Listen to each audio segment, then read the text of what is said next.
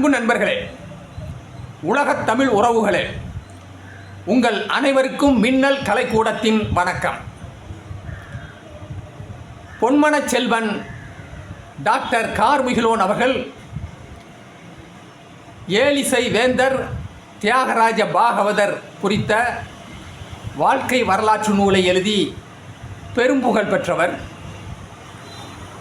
அவர்கள் பெருந்தலைவர் காமராஜரின் 123வது பிறந்த நாளையொட்டி உங்களை சந்திக்க வந்திருக்கின்றார்கள். ஐயா கார்மிகிலோன் அவர்களே வணக்கம். வணக்கம். பெருந்தலைவர் காமராஜர் குறித்த வரலாற்று பதிவுகளை தங்கள் மூலமாக மின்னல் கலைக்கூடத்தின் வாசகர்களுக்கு வழங்கும்படி கேட்டுக்கொள்கின்றோம். மிக்க நன்றி. முதலில் அன்பு நெஞ்சங்களே, நம்முடைய அன்புள்ள சக்கரவர்த்தி அருமை சகோதரர் வசீகரன் அண்ணன் அவர்களுக்கு நான் நெஞ்சார்ந்த நன்றியினை முதலில் காணிக்கையாக்குகின்றேன். நம்முடைய மின்னல் வலைத்தளத்தின் மூலம் உங்கள் அனைவரையும் சந்திப்பதில் மற்றற்ற மகிழ்ச்சி அடைகின்றேன். பெருந்தலைவர், எத்தனையோ தலைவர்கள் இருக்கின்றார்கள், இருக்கப் போகின்றார்கள். ஆனாலும் கர்ம வீரர் காமராஜரை மட்டும் பெருந்தலைவர் என்று சொல்வதற்கு ஏராளமான காரணங்கள் உள்ளன. அவர் நிறைய பள்ளிக்கூடம் கட்டினார், அணைக்கட்டு கட்டினார், இது எல்லாருக்கும் தெரிஞ்ச சமாச்சாரம். சூரியன் கிழக்கில் உதிக்குது, மேற்கில் அஸ்தமிக்குதுன்னு சொல்ல வேண்டிய அவசியமே இல்லை, அது எல்லாருக்கும் தெரியும். அது மாதிரி காமராஜரை பற்றி சொல்லணுன்னா பேசிக்காக எல்லாருக்கும் தெரிஞ்ச என்ன, கல்வி கண் திறந்தார், நிறைய அணைக்கட்டெலாம் கட்டினார், எல்லா வசதியும் பண்ணி கொடுத்தாரு, இது எல்லாருக்கும் தெரியும். அதெல்லாம் இருக்கட்டும். அவருடைய வாழ்க்கையில் நிகழ்ந்த பல அரிய நிகழ்ச்சிகள், நெகிழ வைக்கும் சம்பவங்கள், அவருடைய மேதா விலாசத்தை பறைசாற்றி காட்டும் பற்பல சம்பவங்கள், அவைகளை உங்களிடம் பகிர்ந்து கொள்வதில் மற்றற்ற மகிழ்ச்சி அடைகின்றேன். அன்பு நண்பர்களே, அவர் ஒரு படிக்காத மேதை. படிப்பு வேறு, அறிவு வேறு. அவர் படிக்காத மேதை, பேரறிவாளர், அதுதான் உண்மை. சில சம்பவங்களை சொல்கின்றேன். இன்றைக்கு தமிழகம் தொழில்துறையில் மிகவும் வளர்ந்து இருக்கின்றது. 60-70 வருஷத்துக்கு முன்னாடி யோசிச்சு பாருங்க, வளர்ந்து வருகின்ற தமிழகம். அப்போது வெளிநாட்டிலேருந்து வர்றாங்க, மெட்ராஸில் தொழில் தொடங்கணும்னு வந்தவங்க எல்லா இடத்தையும் பார்க்குறாங்க. அவங்களுக்கு சரிப்பட்டு வரல, அவங்களுக்கு எதிர்பார்த்த மாதிரி வரல. அவங்க கிளம்பணும். கிளம்புறதுக்கு முன்னாடி மரியாதை நிமித்தமாக அவங்க சீஃப் மினிஸ்டர் பார்த்துட்டு கிளம்புறோம் என்று சொல்கிறார்கள். வாங்க ஆட்சி போகிறாங்க. மினிஸ்டரை பார்த்தாரு. அவங்க சிஎம் கேட்டார், என்ன அப்படின்னு. அதாங்க ஐயா, எல்லாம் பார்த்தோம், நாங்கள் புறப்படுறதா இருக்கிறோம், அதான் உங்கள்கிட்ட சொல்லிட்டு கிளம்பலான்னு. அப்படியா, சரி, என்ன எல்லாம் பார்த்தீங்களா என்னன்னு. அதாங்க ஐயா கிளம்புறோம். புரிஞ்சுக்கிட்டார் அவர். அதிகாரிங்களை கூப்பிட்டாரு. எல்லாம் காமிச்சிங்களா? இதெல்லாம் காமிச்சோம், எல்லாம் காமிச்சோம். அந்த இடத்த காமிச்சிங்களா அப்படின்னாரு. இல்லைங்க ஐயா, அதை கொண்டு போய் காமி. அதிகாரிகிட்ட சொல்கிறாரு, அதை கொண்டு போய் காமி. சரிங்க ஐயா. அந்த குழுவினரிடம் சொல்லுகிறார், ஒரு நாள் உங்கள் பிரயாணத்தை ஒத்தி போட முடியுமா? சரிங்க ஐயா, என்ன விஷயம் சொல்லுங்கள். இல்லை, இன்னும் ஒரு இடம் இருக்குது, நான் அதிகாரிகிட்ட சொல்லியிருக்கிறேன், அந்த இடத்த பாருங்கள், உங்களுக்கு தோதுப்பட்டால் எடுத்துக்குங்க, இல்லைன்னா நீங்கள் மாட்டுக்கு புறப்படுங்க. சரிங்க ஐயா. மறுநாள் அதிகாரிகள் பட்டாள புடை சூழ அந்த இடத்திற்கு செல்கின்றார்கள். அந்த இடத்தை பார்வையிடுகின்றார்கள். பார்த்துட்டு சந்தோஷத்தை குதிக்கிறாங்க அவங்க. ஐயா ஐயா, இதாங்க ஐயா எங்களுக்கு தேவை, இது மாதிரி இடம் தானே எங்களுக்கு தேவை, இதுக்கெல்லாம் நாங்கள் அலைஞ்சு தெரிஞ்சுக்கிட்டு இருக்கோம். அப்படியா, சந்தோஷம். சிஎம் போய் பார்க்குறாங்க எல்லாரும். என்ன, எப்போ புறப்படுறீங்க அப்படின்னு கேட்டார். இல்லைங்க ஐயா, இடம் எங்களுக்கு நாங்கள் எதிர்பார்த்த மாதிரியே அமைஞ்சு போச்சு. அப்படியா, சந்தோஷம். சரி, அதை எடுத்துக்கோங்க. கொடுத்துட்டோம், ஆக வேண்டிய சோழியை பாருங்க அப்படின்னார். அந்த இடம் எது தெரியுமா நண்பர்களே? திருச்சி திருவெரும்பூர் பிஹெச்இஎல் இருக்குல்ல திருவெரும்பூரில், அந்த இடம். காமராஜர் சொன்னாருங்க, தமிழ்நாடு ஃபுல்லாக பார்த்து அவங்களுக்கு இடம் இல்லை, அதிகாரிகளை கூப்பிட்டாரு. அவங்க சொல்கிறத பார்த்தா இந்த இடத்த காமிச்சிங்களா? காமித்தார்கள். அப்படியே ஆனந்தப்பட்டு அப்படியே அந்த இடத்தை அவர்கள் ஏற்றுக்கொண்டார்கள். இந்த சமயத்தில் ஒன்று சொல்லணும். எதிர்கட்சிக்காரங்களாம் சொன்னாங்க, இவர் என்ன படித்தவரா, அவருக்கு என்ன தெரியும், காமராஜருக்கு சரித்திரம் தெரியுமா, பூகோளம் தெரியுமா, படிச்சிருந்தானே தெரிய போகுது என்று சொன்னார்கள். பெருந்தலைவர் ஒவ்வொன்றுக்கும் பத்திரிகைக்காரங்களை கூப்பிட்டு போய் சொல்கிற பழக்கெல்லாம் கிடையாது. ஏதாவது இப்படிலாம் போச்சுன்னா அடுத்து பேசுகிற ஒரு கூட்டத்தில் அதுக்கான பதிலை சொல்லுவார். அவர் சொன்னார், நான் என்றைக்கா படித்தவன்னு சொன்னால் நம்ம ஊரில் அவர் சொன்னது தமிழ்நாட்டில். நம்ம ஊரில் எங்கே ஆறு ஓடுது, எங்கே ஏரி இருக்குது, எங்கே குளம் குட்டை இருக்குது, எந்த இடம் மேடு எந்த இடம் பள்ளம், இதெல்லாம் எனக்கு அத்துப்படி. இதைத்தான் சரித்திரம் பூகோளம் நான் நினச்சிக்கிட்டு இருக்கிறேன். வேறு ஏதாவது இருந்தா நீ சொல்லு, கற்றுக்கிறதுக்கு சித்தமாக இருக்கிற நீ சொல்லு என்றார். சொன்னவர்கள் வாயடைத்து போனார். அத்தகைய பேரறிவாளர் அந்த பிஹெச்இஎல் எப்படி வந்தது பாருங்க. டக்குன்னு சொன்னார், அந்த இடத்த கொண்டு போய் காமி. இன்னொன்று சொல்கிறேன் நண்பர்களே, எம்ஆர் மெட்ராஸ் ரிஃபைனரிஸ், இப்போ அது பேர் சிபிசிஎல். அது எப்படி வந்ததுன்னா, பண்டித பெருமனாரிடம் காமராஜர் அப்படி ஒரு பக்தி விசுவாசம் கொண்டிருந்தார், நட்பு கொண்டிருந்தார். பெருந்தலைவர் மீது நேரு பெருமகனாருக்கு அப்படி ஒரு மதிப்பு. அவர் என்ன சொன்னாலும் எஸ், நோ கொஸ்டின் ஆஸ்ட். அப்படி அவர் நேருகிட்ட பேசி, நம்ம ஏரியா கவனிங்க, அதாவது தொழிலில் புதுசாக தொடங்கணுன்னா அங்கே பாருங்க என்று சொன்னார். ஓகே அப்படின்ட்டார். Full permission granted. அப்போது எம்ஆர் வரப்போகுது, இடம் தேர்வு செய்கிறாங்க. அந்த இடம் வேணும் அப்படின்னு. அவங்க பார்த்த இடம் எங்கே அமைந்தது? மணலியில். அந்த இடம் மணலி ராமகிருஷ்ண முதலியார் குடும்பத்துக்கு சொந்தம். என்ன பண்ணார் காமராஜர்? ஆர்வியை கூப்பிட்டாரு. ஐயா நீங்கள் போய் அவங்கக்கிட்ட பேசிட்டு வாங்க, இந்த இடத்துல கம்பெனி வரப்போன்னு சொல்லி பேசிட்டு வாங்க. ஆர்வி போனார், எல்லாம் சொன்னார். அவங்க முதலியார் குடும்பத்தில் என்ன சொன்னாங்கன்னா, இது நம்ம பரம்பரை நிலங்க, 3 போகம் விளையிறது எப்படிங்க ஐயா, உங்களுக்கு போட்டு அனுப்பிச்சிட்டாங்க சொன்னார். அடுத்து பெருந்தலைவர் என்ன பண்ணார்? பெரியவர் பக்தவத்தின் முதலியார் கூப்பிட்டார். நீங்கள் வேணால் ஒரு இட்டு போய் பார்த்துட்டு வாங்களேன் அப்படின்னாரு. சரிங்க ஐயா. அடுத்து அவர் போனார். அவருக்கு இதே தான் சொன்னார். ஒரு கணம் யோசித்தார் பெருந்தலைவர். அப்படியா, சரி ஒன்று பண்ணுவோம், நாளைக்கு நான் போகிறேன், என் கூட நீங்கள் 2 பேரும் வாங்க அப்படின்னார். மறுநாள் காலம்பரை அவங்க 2 பேரும் பெருந்தலைவர் வீட்டில் ஆஜராகிட்டாங்க. 3 பேரும் போகிறாங்க. போனோன்னா சிஎம் வந்தோன்னு பதறிப்பட்டாங்க. ஐயா வாங்க வாங்க, என்ன விஷயம் அப்படின்னு. பெருந்தலைவர் சொன்னார், அவரோட அந்த புத்தி கூர்மை, சொல்கின்ற தன்மை, தி வே ஆஃப் எக்ஸ்பிரஷன், அதை பாருங்கள். அதனால தான் அவரை படிக்காத மேதைன்னு சொல்கிறோம்.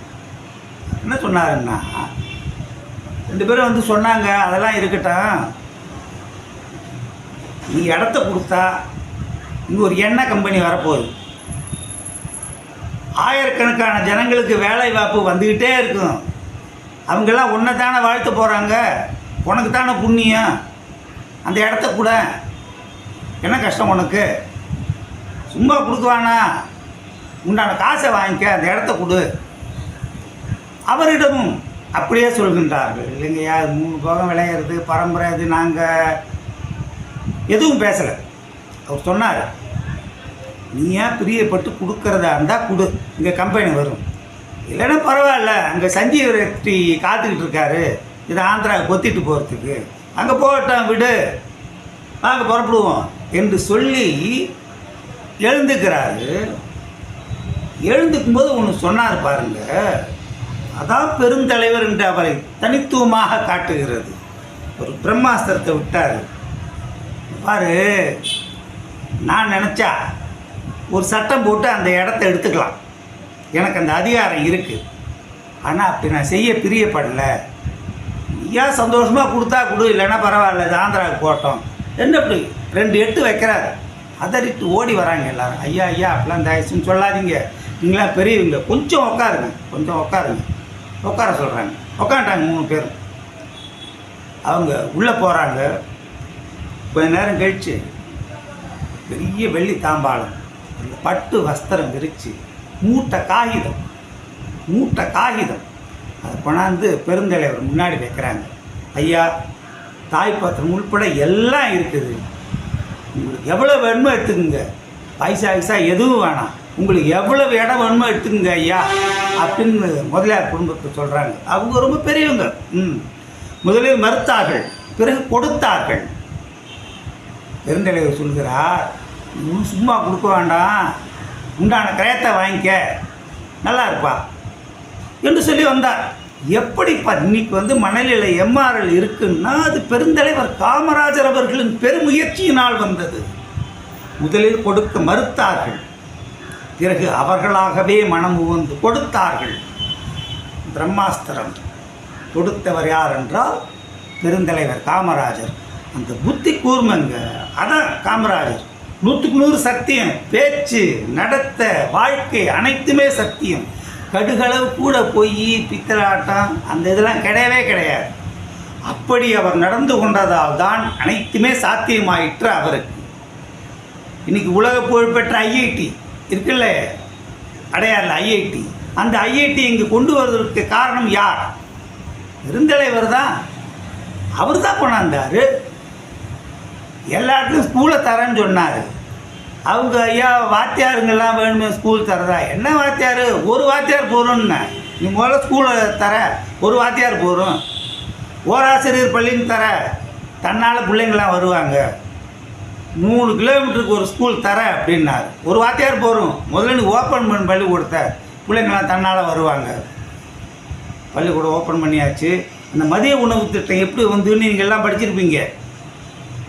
காரில் போகும்போது ஒருத்தர் நிற்கிறார், சிக்னலுக்கு நிற்கிது வண்டி. ஒரு பையன் மாடு மேய்ச்சிக்கிட்டு இருக்கான். டேய் வா கூப்பிட்றாரு. ஏன் நான் மாடு மேய்க்கிற படிக்கிற வயசில் நான் படிக்க போனால் எனக்கு யார் சோறு போடுவான்? நான் மாடு மேய்ச்சா எனக்கு சோறு கிடைக்கும். பெருந்தலைவர் அதிர்ச்சியில் உறைந்து போகிறார். சோத்தை போட்டால் படிப்பியா என்று கேட்கிறார். படிக்கிறேன் அப்படின்னு. அப்படி வந்தது தான் இந்த மதிய உணவு திட்டம். யோஜனை பண்ணிட்டு இந்த மதிய உணவு திட்டத்தை கொண்டாடுறாரு. என்ன சொன்னார்? நீங்கள ஒவ்வொரு ஊராக போய் சொல்கிறாரு, இவ்வளோ ஊர் பெரிய மனுஷங்களாம் இருக்கீங்களே, எவ்வளவோ பண்ணுறீங்க, தான தர்மம் பண்ணுறீங்க, புண்ணிய காரியம் பண்ணுறீங்க, எல்லாம் பண்ணுறீங்க, இந்த பிள்ளைங்க சோத்துக்கு ஏதாவது கொஞ்சம் கொடுங்களேன் என்று அந்த ஊர் பெரியவர்களிடமெல்லாம் கேட்டு நன்கொடை பெற்று அதன் பிறகு குவியத் தொடங்கியது. அரசாங்கமே அதை முன்னெடுத்து மாணவர்களுக்கு மதிய உணவு திட்டம் கொண்டு வந்தார் பெருந்தலைவர்.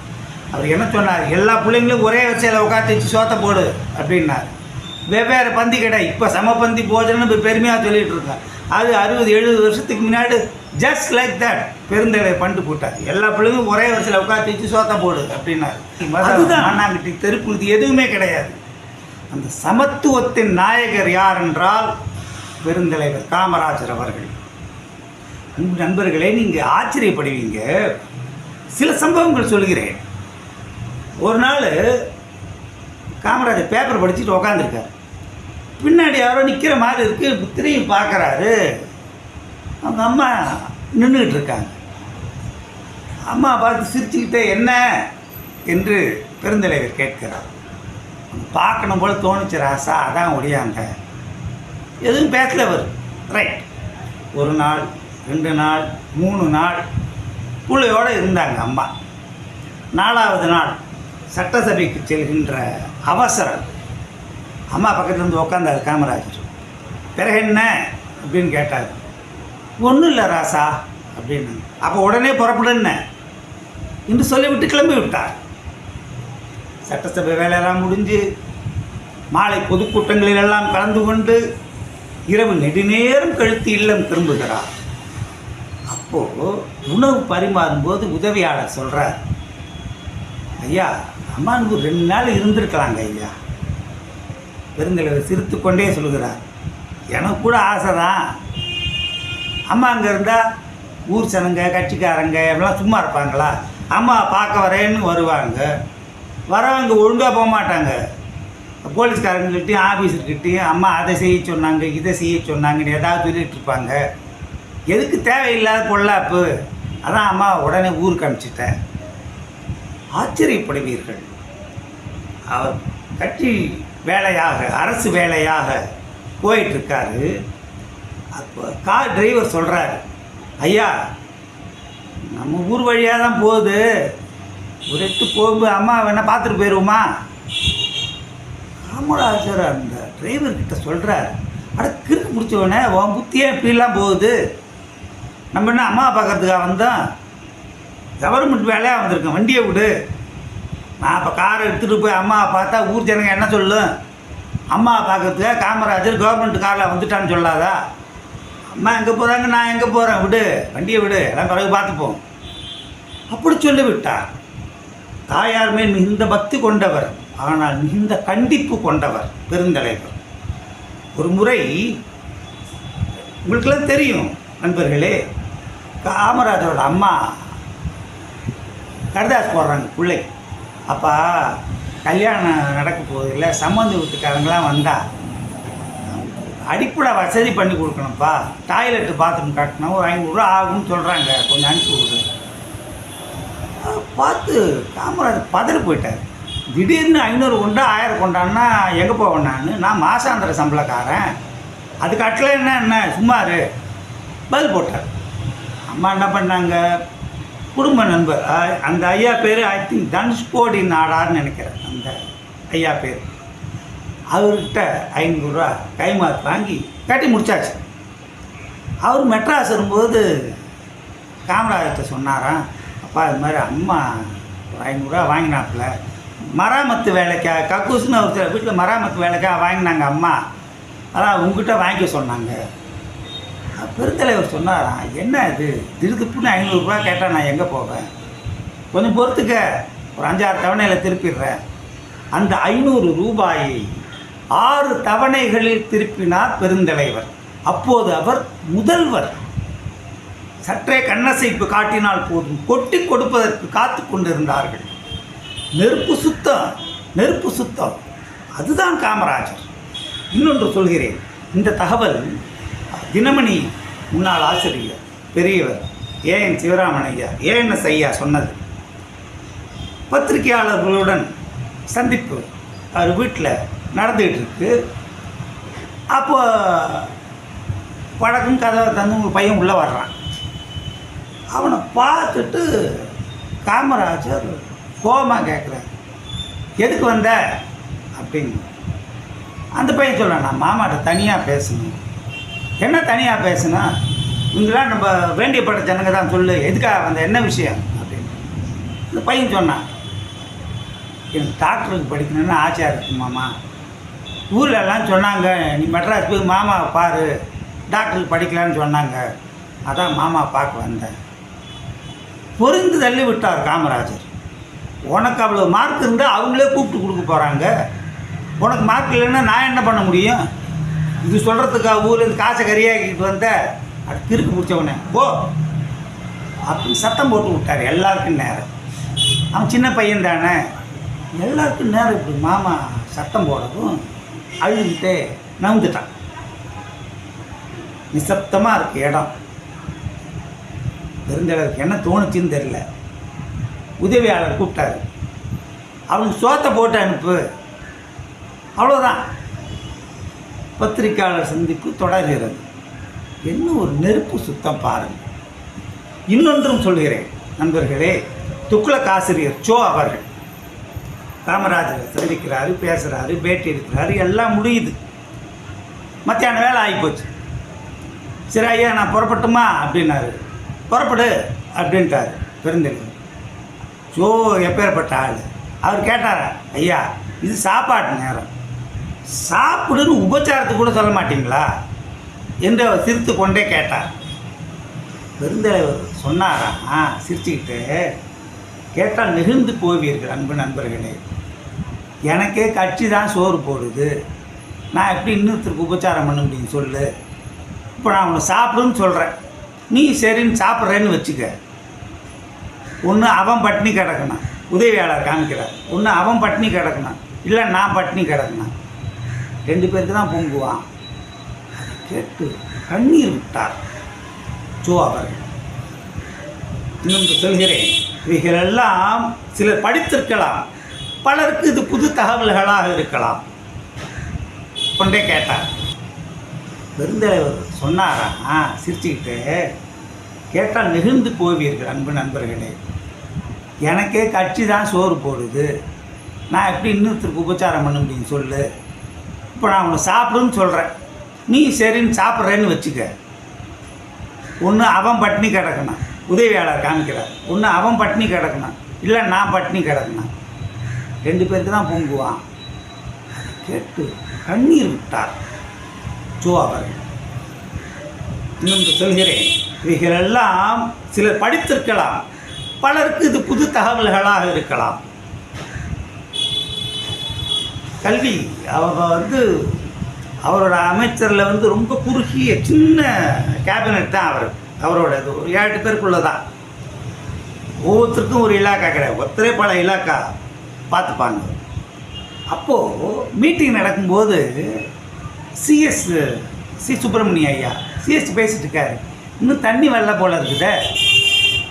ஆமாம் ஐயா, இப்போது அதிகாரிகள் மட்டத்தில் பேச்சு நடக்குது, அதுக்கப்புறம் அமைச்சர்கள் மட்டத்தில் பேச்சு நடக்கும், அப்புறம் அப்படின்னு உடனே அவர் சொன்னார், நீங்கள் சொல்கிறத பார்த்தா தண்ணி வரத்துக்குள்ளே பயிர் வச்சாலும் கருகி போயிடும் போல இருக்க அப்படின்னு சொல்லிட்டு உதவியாளர் சொன்னார், அவனுக்கு ஃபோனை போடு அப்படின்னார்.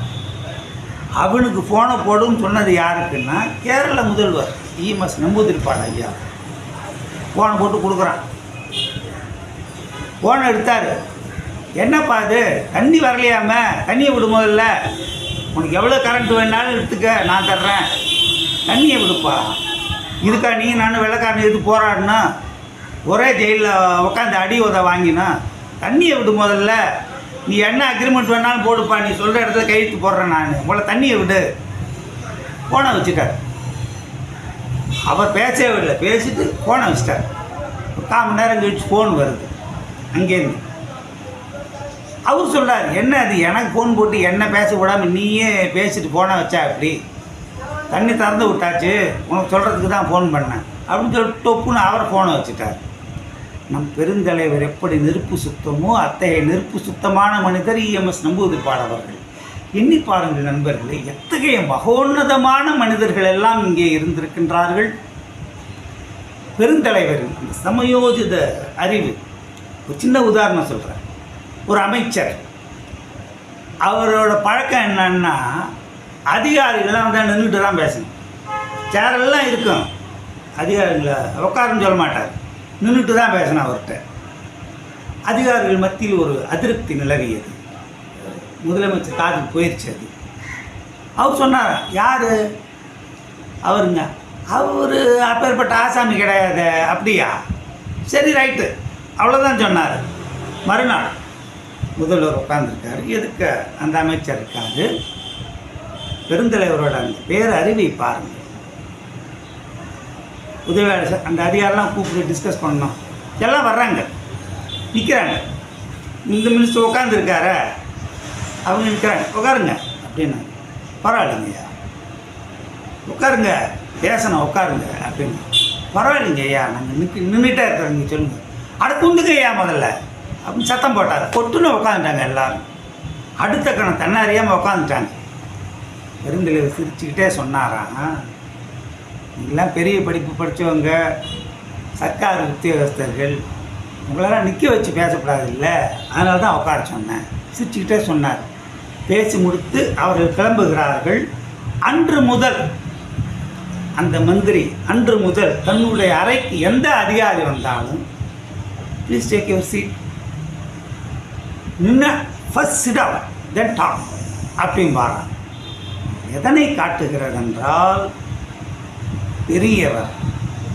அதனால்தான் அவர் பெரியவர் என்று சொல்கின்றோம். அனைத்திலும் பெரியவர், சொல்லில் செயலில் அனைத்திலும் பெரியவர், பெருந்தலைவர். அப்படியெல்லாம் வாழ்ந்திருக்கின்றார்கள். இன்னும் ஒரு சின்ன உதாரணம் சொல்கிறேன் பாருங்க. எதிர்கட்சிக்காரங்களாம் மனம் போன போக்கில் வர பேசுகிறாங்க. ஒருத்தர் படம் எடுத்து போடுறாரு, ஏழை பங்காளன் வசிக்கும் குடிசையை பாரி. திருமலை பிள்ளை வீட்டை படம் எடுத்து போட்டிருக்காரு, ஏழை பங்காளன் வசிக்கும் குடிசையை பாரி. எதிர்கட்சிக்காரங்கன்னா அப்படி தான் பேசுவான், விடு அப்படின்ட்டாங்க.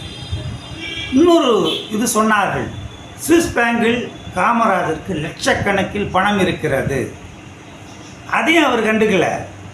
எதிர்கட்சிக்காரங்கன்னா அப்படி தான்ப்பா சொல்லுவான், எனக்கு ஒருத்தன் யானை காலுன்னு சொல்லுவான், அதுக்காக ஒருத்தன்ட்டு நான் காலை தூக்கி காமிச்சு கொடுக்க முடியுமா, யானை காலில் பாருன்னு இப்படி தான் பேசுவான், விடு. ஒரு கட்டத்தில் இது அளவுக்கு மீறி போச்சு. பெருந்தலைவர் என்ன பண்ணார், ஒரு கூட்டத்தில் பதில் சொல்கிறாரு, எனக்கே தெரியாமல் லட்சக்கணக்கில் எனக்கு பணம் இருக்குதா, ரொம்ப சந்தோஷம், அந்த கணக்கு புத்தகத்தெலாம் கொண்டா, உனக்கே எழுதி தரேன், எல்லா காசையும் நீயே எடுத்துக்க. பொய்ப்பிரச்சாரம் பேசியவர்கள் அத்தோடு வாயை மூடிக்கொண்டார், பேசவே இல்லை. இன்னொன்று மிக முக்கியமான ஒன்று, கட்சி பணம் இருக்குது, கொண்டு போய் பணத்தை பேங்கில் போட்டு வா, கட்டிட்டு வா. அவர் சொல்கிறார், ஐயா டைம் ஆச்சுங்க ஐயா, நாளைக்கு வேணால் வெள்ளனை போய் கட்டிடுறேன்னு.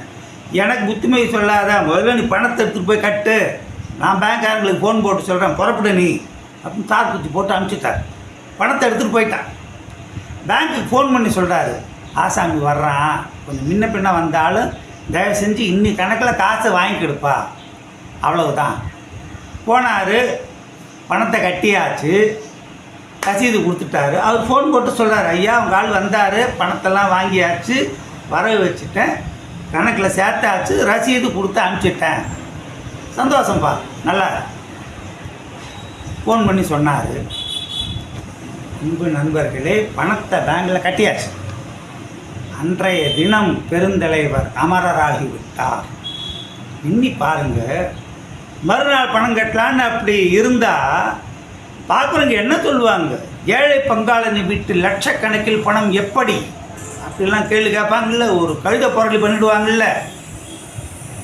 நல்லவர்களுக்கு தெய்வம் துணை நிற்கும் என்பதை போல் தெய்வமே பெருந்தலைவருக்கு துணை நின்றது. அந்த மாமனிதரை பற்றி சொல்வதாக இருந்தால் சொல்லிக்கொண்டே போகலாம், நாம் நிறைய பேசுவோம். இத்தகைய புனிதரை பற்றி பேசுவது தான் நமக்கு சிறப்பு, பெருமை. அன்பு நண்பர்களுக்கு வணக்கம், மீண்டும் சந்திப்போம். மிக அற்புதமாக பெருந்தலைவரை பற்றிய சுவையான செய்திகளை வழங்கினீர்கள் கார்மிகளோன் அவர்களே, நன்றி. இன்றைய தலைமுறையினர் இதனை அறிந்து கொள்ளும் பொருட்டு வழங்கியிருக்கின்றீர்கள், உங்களுக்கு நன்றி, வணக்கம். டாக்டர் கார்முகிலோன் எழுதிய தியாகராஜ பாகவதர் வாழ்க்கை சரித்திரம் நூலை 300 செலுத்தி பெற்றுக்கொள்ளவும் கூகுள் பே மூலம் அனுப்பலாம். 9841436213 பொதிகை மின்னல். அனுப்பியதும் தகவல் மற்றும் முகவரியை தெரிவிக்கவும். பதிவு தபால் முற்றிலும் இலவசம். சப்ஸ்கிரைப் மின்னல் கலைக்கூடம்.